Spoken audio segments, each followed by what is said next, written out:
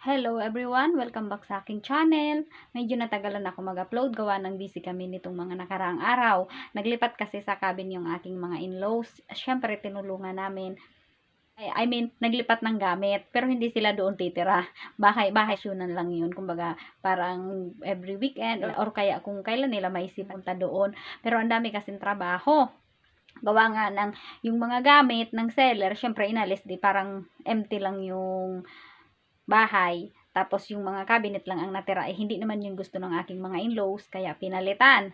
Bumalik kami dito ngayon sa bahay pagkatapos ng ilang araw namin doon sa cabin kasi may mga bibilihin pang ilang materyales, kagaya nung mga tornilyo na gagamitin doon sa pinto ng cabinet. Marami ang kulang, kaya hindi na ikabit ng ayos ni My Love. Pero babalik din kami ulit doon bukas. Kasi nga para matapos na yung mga kailangan tapusin. Pero ipapakita ko sa inyo yung ganap sa cabin ng mga nakarang araw. Yun nga lang medyo makalat pa yung aking video na ipapakita kasi bagong lipat, ang daming trabahong ginagawa.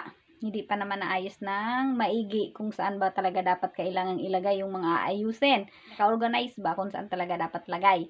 Kaya wag nyo na lang i-bash.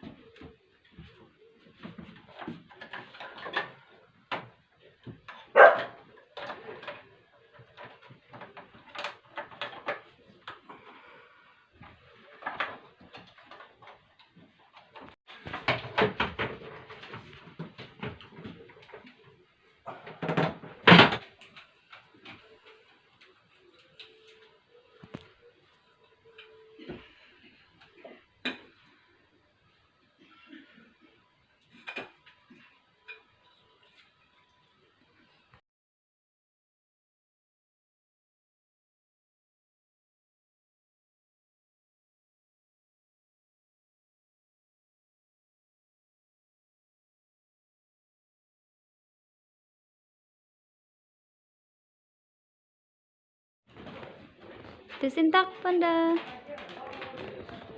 Tak, tak.